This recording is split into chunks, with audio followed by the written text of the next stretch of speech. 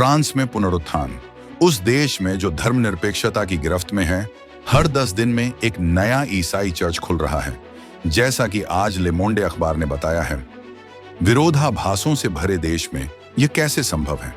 France एक ऐसा देश है जो कला, संस्कृति और सुंदरता से दुनिया की नजरों में चमकता है, लेकिन अगर आप इसकी आध्यात्मिक स्थिति पर गौर करें तो 53% आबादी कहती है कि उनकी कोई धार्मिक आस्था नहीं है। इस देश में एक गहरा आध्यात्मिक शून्य है।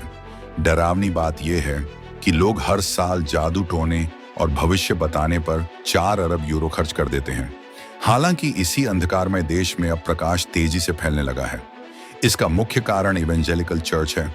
इवेंजेलिकल ईसाइयों की संख्या, जो 1950 के दशक में सिर्फ 50,000 थी, आज 10 गुना बढ़ गई है। आज चर्च जाने वाले 58% प्रोटेस्टेंट इवेंजेलिकल चर्चों से जुड़े हैं। आश्चर्य की बात यह है कि इस पुनरुत्थान का केंद्र युवा और आर्थिक रूप से पिछड़े लोग हैं।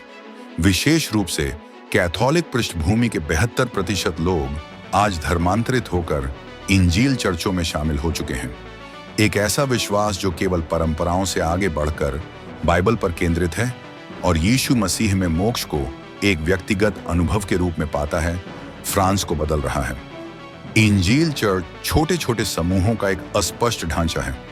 इन समूहों को एकजुट करने के लिए 2010 में National Council of French Evangelicals (CNIF) की स्थापना की गई थी।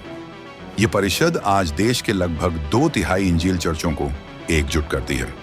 यह केवल चर्च का विकास नहीं है, यह घटनाओं का एक आश्चर्यजनक मोड़ है जिसमें प्रत्येक फ्रांसीसी व्यक्ति विश्वास को अपने निजी जीवन का आधार मानता है। परमेश्वर ने फ्रांस को अपने पास वापस लाने के लिए एक द्वार खोल दिया है। 1 पतरस 2 के अनुसार आज परमेश्वर इवेंजेलिकल चर्च के माध्यम से फ्रांस को अपने पास वापस लाने के लिए एक द्वार खोल दिया है। लोगों के रूप में उभार रहे हैं ताकि फ्रांस को जकड़े हुए धर्मनिरपेक्षता के बंधनों को तोड़ा जा सके, आत्माओं के प्रभुत्व को तोड़ा जा सके और यीशु के राज्य की स्थापना की जा सके। अगर यह जागृति होती है तो इसमें कोई संदेह नहीं कि यह उन अन्य यूरोपीय देशों के लिए एक कुंजी साबित होगी जो सुसमाचार के प्रति बंध हैं।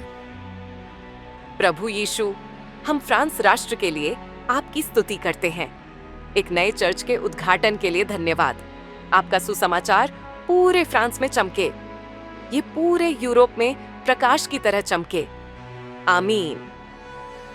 हम इसे रे ऑफ होप क्यों कहते हैं? क्योंकि हमारा मानना है कि प्रार्थना इस अंधेरी दुनिया में आशा की किरण है। Download the Arc Connect app now